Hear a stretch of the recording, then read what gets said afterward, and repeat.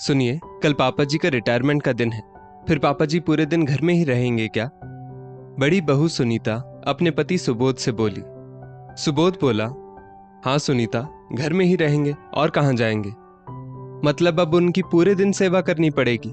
आप तो उस दिन कह रहे थे बस थोड़े दिन और, फिर मुझे पापा जी की सेवा नहीं करनी पड़ेगी। मगर अब तो पापा जी पूरा दिन सिर पर बैठकर तांडव करेंगे। कभी ये दे दो तो कभी वो दे दो। क्या पूरे दिन मैं यही सब काम करती रहूंगी? झुंझलाकर बोली सुनीता। सुबोध बोला, एक बार पापा के रिटायरमेंट के पैसे आ जाने दो सुनीता। तुम्हें तो याद ही होगा, पापा कह रहे थे रिटायर होने के बाद सारी प्रॉपर्टी का बंटवारा कर दूंगा, और जो रिटायरमेंट के बाद पैसा मिलेगा वो भी तुम दोनों भाइयों में आधा आधा बांट दूंगा। हम दोनों भाई भी अलग अलग हो जाएंगे। फिर हम पापा जी को हमेशा के लिए छोटे के पास रहने भेज देंगे। बस एक बार प्रॉपर्टी का हिस्सा आ जाने दो, तब तक सेवा कर लो पापा की। वैसे भी मैंने तो पहले ही सोच लिया है, उम्र भर मैं उन्हें अपने साथ नहीं रखने वाला, इसलिए तुम क्यों चिंता करती हो? सुनीता बोली, हाँ, मैं भी उसी दिन का इंतजार कर रही हूँ कि कब पापा जी की प्रॉपर्टी हमारे हाथों में आए। दूसरी तरफ घर की छोटी बहू रीमा अपने पति नरेश से बोली, कल से पापा जी पूरे दिन घर में रहेंगे, मतलब हमारी आजादी तो बिल्कुल खत्म हो जाएगी। और ऊपर से उन्हें समय समय पर चाय नाश्ता और खाना दो, वो अलग। कम से कम जब वो ऑफिस जाते थे तो सुबह सुबह घर से निकल जाते थे और फिर सीधा रात को ही उनका चेहरा देखना पड़ता था। मगर अब पूरे दिन उनका चेहरा देखना पड़ेगा। नरेश, कोई तो उपाय सोचो ताकि मुझे उनकी पूरे दिन सेवा ना करनी पड़े। वैसे भी पूरे दिन पापा जी का चेहरा देखने का मुझे कोई शौक नहीं है।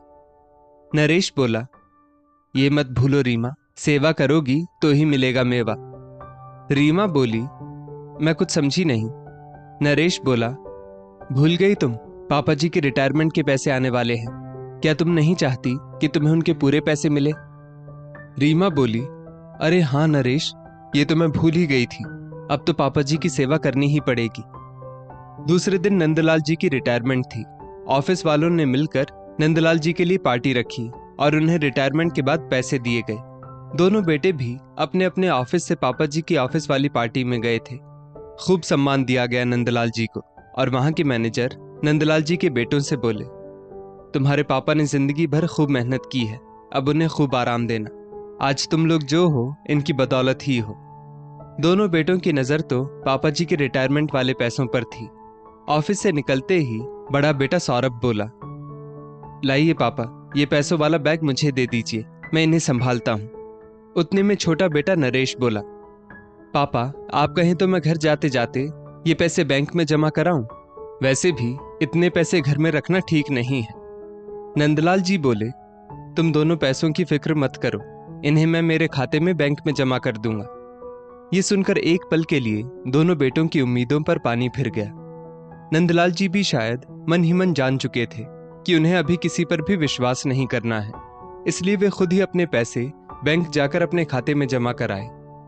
नंदलाल जी रिटायर तो हो गए, मगर अब भी सुबह जल्दी उठ जाते और अखबार लेकर बैठ जाते।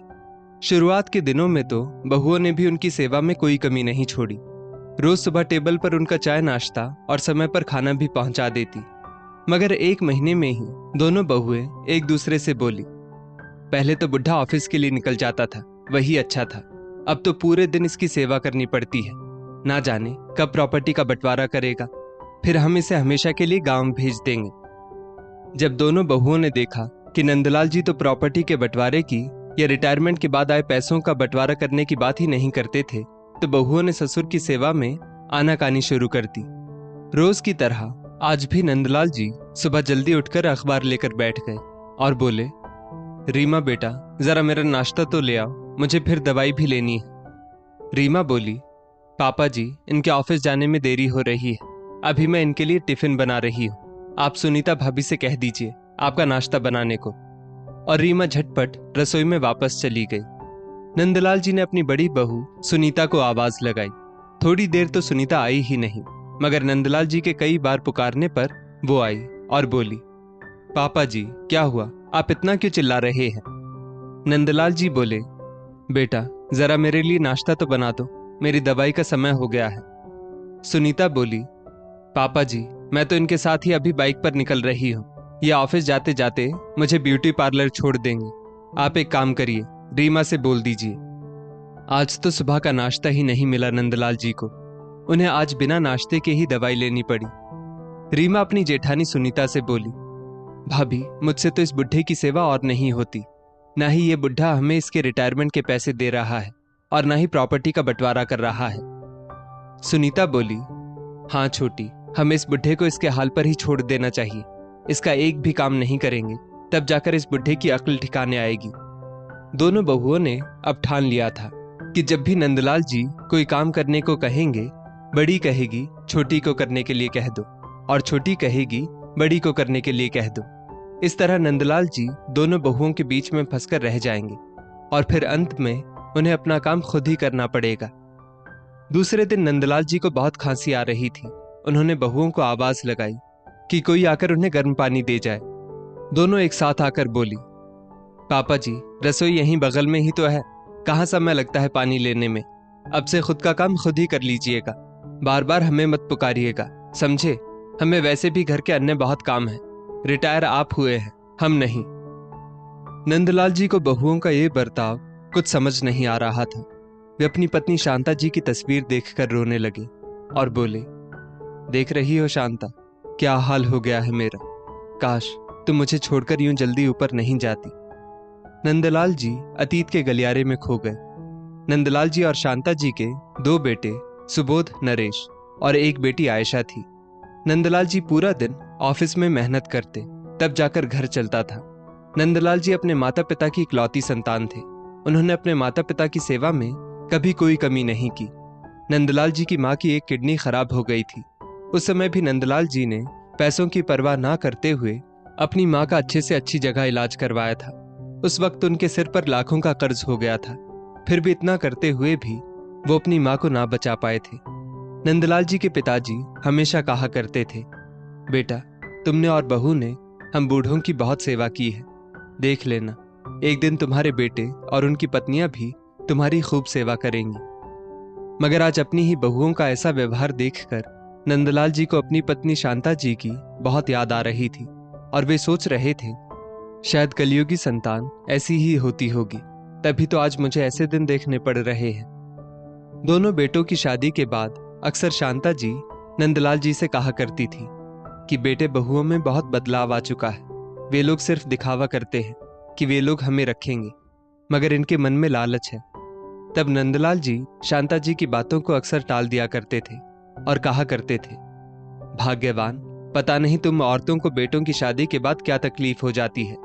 तुमको तुम्हारे घर में आई लक्ष्मी पर ही शक होने लगता है। मगर आज मुझे समझ आया कि शांता हमेशा सच कहती थी और मैं उसकी बातें नजरअंदाज कर देता था। शायद शांता जान चुकी थी कि बुढ़ापे में कोई उसकी सेवा नहीं करेगा, तभी तो जल्दी ऊपर चली गई। काश शांता, मैं भी तुम्हारे साथ ही ऊपर आ जाता। कहते हुए नंदलाल जी की आंखें फिर भर आईं। तभी उनके मोबाइल की घंटी बजी तो सामने से बेटी आयशा बोली, पापा कैसे हैं आप। नंदलाल जी बेटी की आवाज सुनते ही खुश हो गए।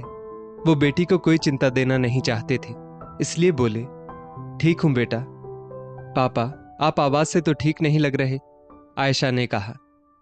नंदलाल जी बोले, नहीं बेटा, बस ऐसे ही, थोड़ी तबीयत ठीक नहीं थी, खांसी हो गई है। आयशा दूसरे शहर में रहती थी जो लगभग 5 घंटे की दूरी पर था। वो बोली, पापा आपसे मिलने का बहुत मन कर रहा था, मगर बच्चों की परीक्षाएं भी नजदीक आ रही हैं, इसलिए अभी तो नहीं आ पाऊंगी। मगर आप समय पर दवाई ले लीजिएगा और अपना ध्यान रखिएगा। नंदलाल जी बोले, हाँ बेटा, तू मेरी बिल्कुल फिक्र मत कर। और उन्हें जोरदार खांसी आ गई। उतने में बड़ी बहू सुनीता बोली, मुंह पर हाथ रखकर खांसी है पापा जी, घर में बच्चे भी हैं, कहीं आपकी वजह से हम में से किसी को खांसी हो गई तो। आपका क्या है, आपको तो घर पर रहकर आराम ही करना है, मगर हम सबको तो पूरा दिन काम करना होता है, बच्चों को स्कूल और पढ़ाई, और हमें रसोई और घर संभालना होता है। आइंदा से खांसते समय मुंह पर हाथ जरूर रखिएगा। छोटी बहू रीमा कहाँ पीछे रहने वाली थी। वो बोली, पापा जी मैं तो कहती हूँ आप अपने कमरे से ज्यादा निकला ही मत कीजिए। नंदलाल जी तो बेचारे अपने लिए सिर्फ गर्म पानी लेने आए थे। वो भी बहुओं को ही कहा था कि वे ही दे दे, मगर उन्होंने ही कहा था खुद से ले लो, और अब इतना सुना रही थी वो अलग। अगले दिन रविवार था। बेटे बहुओं ने घूमने का प्लान बनाया था। घर की वॉशिंग मशीन खराब थी, जिस वजह से नंदलाल जी के बहुत सारे धोने के कपड़े जमा हो गए थे। नंदलाल जी जानते थे बहुएं तो उनके कपड़े धोकर नहीं देंगी, इसलिए खुद ही बाथरूम में कपड़े धोने बैठ गए। जब दोनों बेटों ने नंदलाल जी को बाथरूम में कपड़े धोते देखा तो सौरभ बोला, पापा, आपको हम दोनों भाइयों को अलग कर प्रॉपर्टी और पैसों का बंटवारा कर देना चाहिए था। अब देखो, दोनों बहुओं में से कोई भी आपकी सेवा करने को तैयार नहीं है। कम से कम सब कुछ हमें दे देते तो इसी बहाने हम लोग आपकी सेवा तो करते। छोटा बेटा नरेश बोला, हाँ पापा, आपने तो कहा भी था कि आप रिटायरमेंट के बाद अपनी सारी प्रॉपर्टी और पैसों का बंटवारा कर देंगे, मगर 2 महीने हो गए आपकी रिटायरमेंट हुए और आपने हमें अब तक कुछ भी नहीं दिया।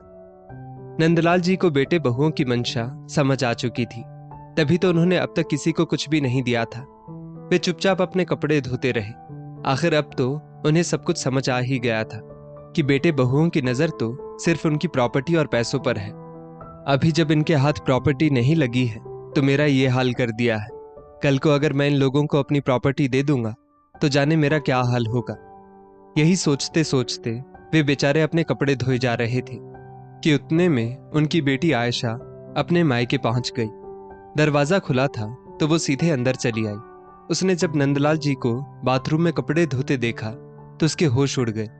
वो बोली, पापा, 2 बहुओं के होते हुए आप क्यों कपड़े धो रहे हैं? आप बाहर आइए। नंदलाल जी खांसते हुए बाहर आए।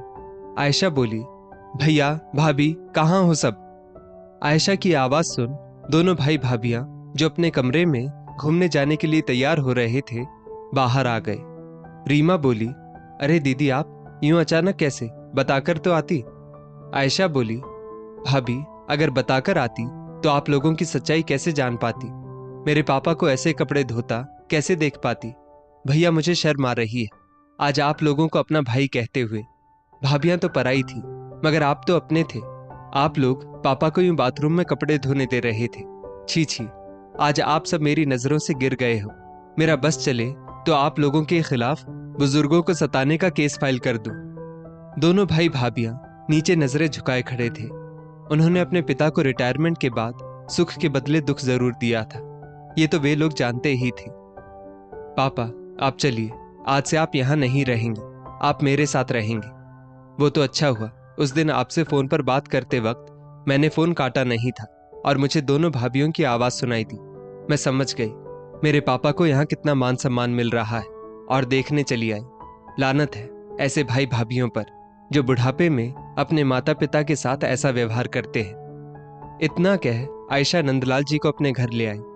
थोड़े दिनों बाद दोनों बेटे बहुए ये सोचकर डर रहे थे कि कहीं पापा सारी प्रॉपर्टी और पैसे बेटी को ना दे दे, और आखिरकार वही हुआ जिसका उन्हें डर था। घर खाली करने के पेपर लेकर कोर्ट से एक आदमी जब उनके दरवाजे पर पहुंचा तो सभी का चेहरा ऐसा उतरा मानो काटो तो खून नहीं। वे चारों अपने पिताजी से माफी मांगने दौड़े चले आए, मगर नंदलाल जी बोले, मैं जानता हूं तुम लोग मेरे लिए नहीं, मेरी प्रॉपर्टी और पैसों के लालच में मुझसे माफी मांग रहे हो, मगर बेटी आयशा के साथ रहकर मुझे मेरे बाबूजी की एक बात याद आ गई।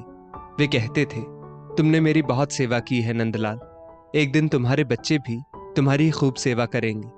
ये बात 16 आने सच है। आज मेरी बेटी ने यह साबित कर दिया। और हाँ, तुम लोग जिस प्रॉपर्टी के लालच में यहाँ माफी मांगने आए हो उसका अब कोई फायदा नहीं। मैंने मेरा सब कुछ अपनी बेटी और उसके बच्चों के नाम कर दिया है। कल तक तुम लोगों को मेरा पुश्तैनी मकान खाली कर देना होगा, फिर आगे मेरी बेटी की मर्जी, वो चाहे इसका जो करे। मेरे कहने को ही सिर्फ 2 बेटे हैं, मुझे रखने का फर्ज मेरी बेटी निभा रही है।